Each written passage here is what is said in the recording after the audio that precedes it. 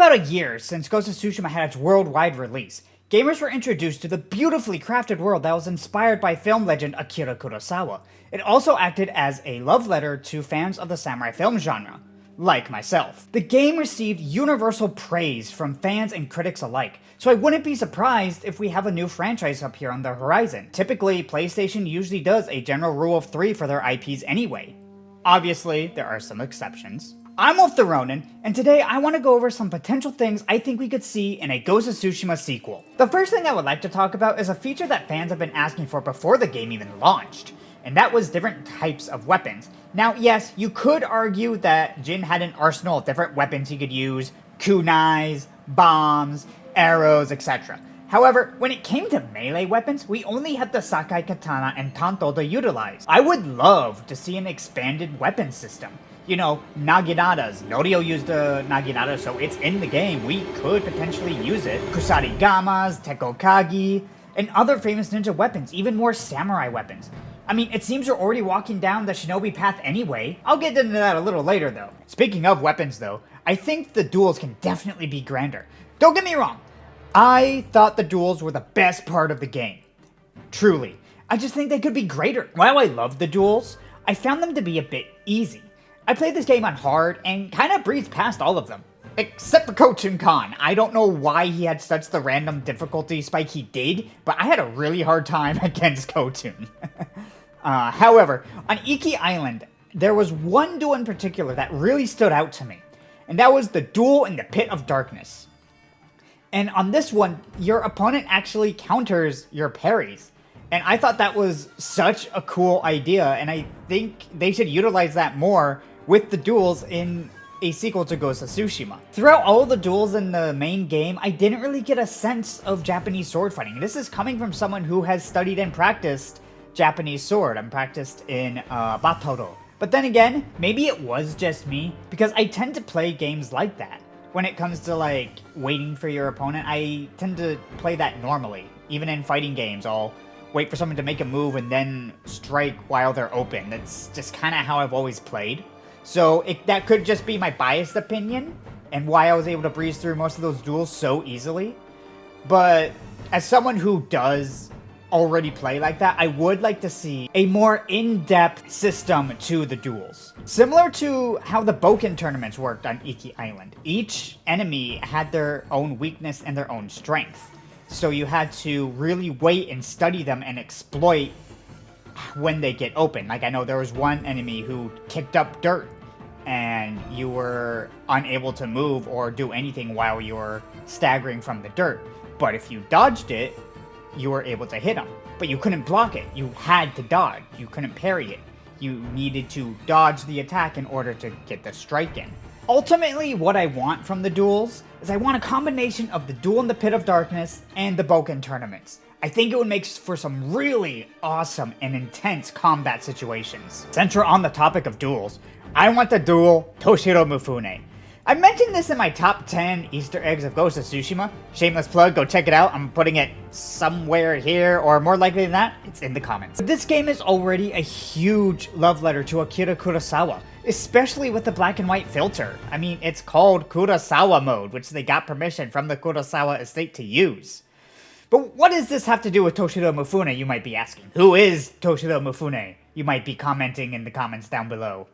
Well, Toshiro Mifune was Kurosawa's right-hand man. Most of Kurosawa's films starred Mifune in some way, shape, or form. They were actually good friends. It's actually how Toshiro Mifune got started with acting. It was through Akira Kurosawa. So if we got a special end-game boss fight to challenge Toshiro Mifune to a duel, that would really honor him. And not just him, but also Akira Kurosawa. I mean, you could even honor them both at the same time by having Kurosawa be the quest giver. How cool would that be? I would absolutely love that as like an endgame boss. Since this is Ghost of Tsushima we are talking about, there are two sides of the gameplay coin. Yes, I don't know how to transition from the other section, so this is what we're dealing with. Low budget YouTubing, let's go! Since we just talked about fighting like a samurai, let's get into fighting like a shinobi and ninja, the stealth path. The stealth we got wasn't bad. At the same time though, it didn't really do anything revolutionary. Not that it's a bad thing. that's not a bad thing at all. I would like Sucker Punch to take it a step further, though. The whole point of becoming the Ghost was to strike fear into the Mongols. Reminds you of a certain superhero, doesn't it? Now, granted, striking fear into the Mongols does happen occasionally, but what if we looked at mechanics from Batman Arkham, or even the Middle-earth games? One thing that kind of bothered me was that when you were clearing a camp and you got to the final guy, if you approached him, he didn't really react to the fact that you just killed his entire camp. Or the fact that the Ghost is literally right behind him about to stab him in the back. No reaction, just, attack! How cool would it be if your terror actually influenced how the NPCs reacted to you? Like I was saying, if you clear the entire camp, that should build up the fear of something is here.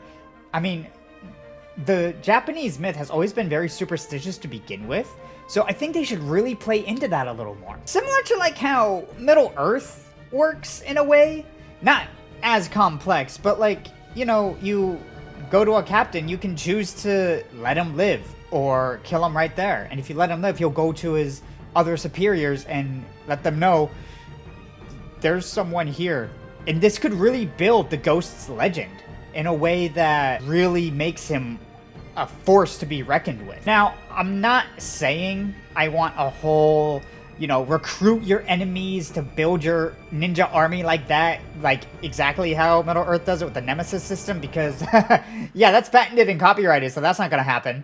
But I would like to build a ninja army through like farmers or fishermen or, those peasants that you save being terrorized by the Mongols. Recruit them, make them your own ninjas, and so that we can rebuild the Sakai clan, not as a samurai clan, but as a ninja clan. And again, I'm gonna get more into the story of that in a little bit. But also think back to Assassin's Creed Brotherhood.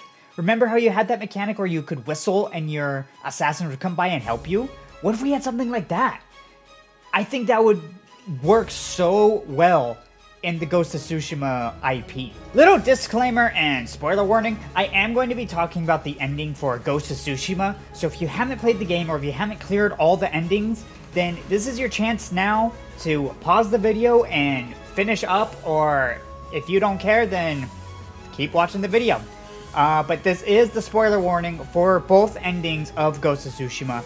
You have been warned. Now, there are many routes the story could take, and it all depends on which ending Sucker Punch decides to make canon.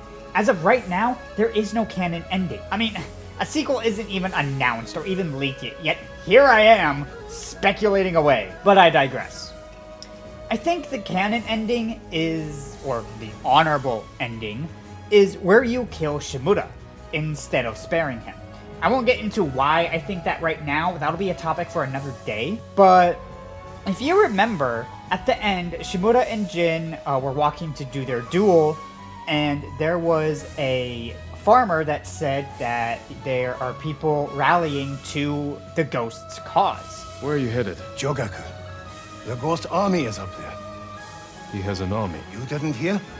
They'll sail for the Mongol steppes with a storm at their back. Burn their homes to the ground. An impressive goal.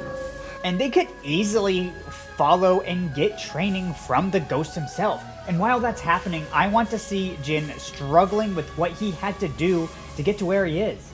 Because if they make the killing Shimura the canon ending, then Jin has to live with the fact that he killed his own family in order for him and his cause to live on. And that's gotta be difficult for him. And I want to see him struggle with that. I've gone back and forth on this next point, but I think we should get away from Tsushima and head more inland. They've already been alluding to the inland so much in the first game anyway, but I'm not sure if I want to explore the entire island of Japan due to its in-game size. I mean, Sucker Punch had to make Tsushima bigger due to its actual real-life size. So I don't know if I want to explore the entire island of Japan, because I think that would be a little too big for a game, especially an open world game. I don't know, maybe just make some of the key locations from the second invasion playable, and make that our play area. I would like to see Yuna come back. I want to see what she would do under, if she were to take this ninja training under Jin. Because I really do feel like that if we get a sequel, Jin is going to create a ninja clan. I really do believe that's the direction we're gonna go. I remember reading an article a while back titled, "The Ghost of Tsushima sequel must have a female lead." I would like to preface that at the time of recording this, I actually did not read the full article. I just read the tagline, and that's why I said what I said. But during editing, I did go ahead and read the full article, and I do realize that that is not what he's saying whatsoever, but he's just explaining on why he would like to see Tomoe be the lead for the next game, mainly because she was loosely based off of an actual female samurai of the same name. But I just wanted to throw that out there, so let's get on with the video. And now, I'm not really against a character switch, especially a character switch into a female character. I'm actually with that. I'm not against that whatsoever. But I would still rather play as Jin, because we've already started developing his character, and I want to see his story arc progress, and I want to see where his character arc goes. Again, I wouldn't be against either playing as Yuna or playing as a new female character, but if we're gonna do that, I'd rather have like a character switch point. Again, going back to Batman Arkham, kind of have like that switch point where you switch to Yuna, between Jin and Yuna, that's fine. Or feature her in a DLC. But for the beef of the game, I do want to continue Jin's story, because I think there's a lot to explore there. Backing up a little bit, I talked about the second invasion. For this, I would like to see the Kublai Khan act as the main antagonist. And make it even better, get Benedict Wong to play him. Any Marco Polo fans? I wish Season 3 was a thing. Now, at the time of making this, I haven't done too much research on the second invasion. I know a little more about the first invasion, but not so much the second invasion. It's something I need to research a little more.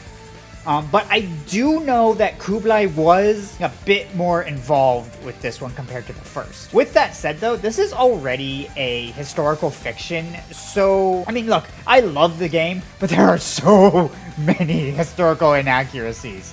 I mean, to start, the samurai didn't even use the katana until after the Mongols arrived. It was, to my knowledge, it was created to fight the Mongols. And then after that, the katana was used to fight the Mongols. Like, they built it to fight the Mongols. Before they had arrived, they were using spears on top of horseback. That was their main weapons. And then after the invasion, they started using the katana as more of a symbol of their power rather than their main weapon. They still used, a lot of wars were fought using spears while they were on horseback. And then secondly, Khotun in the first game was, he was made up for the game. He's not actually the cousin of Kublai. He was just made for the game. With that said though, given how much liberties they've taken creatively for this historical fiction, I think if we made Kublai the main villain and we killed him at the end, it would work just fine. It's a historical fiction. I mean, look, Assassin's Creed gets away with so much, so I think we can give Sucker Punch the benefit of the doubt because they made such a good samurai game, and we don't see a lot of those. Look, I know, I think I'm speculating about a sequel way too early, but look, Ghost of Tsushima is my favorite game, and I just wanted to throw some ideas out there to start a conversation. Let me hear your thoughts. What do you want from a potential sequel? Which ending do you think was canon? Where do you think the story will go? Let's talk in the comments.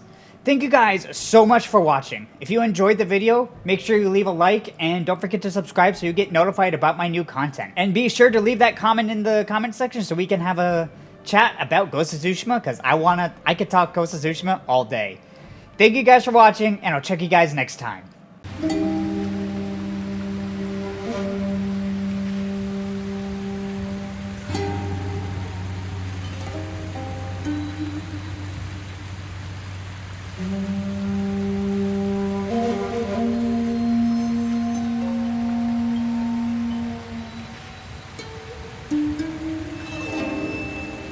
PlayStation tends to work in threes anyway, with a couple of exceptions. Thanks, phone!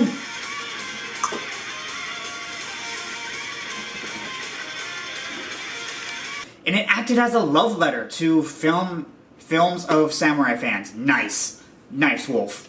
Good job. Perfect take.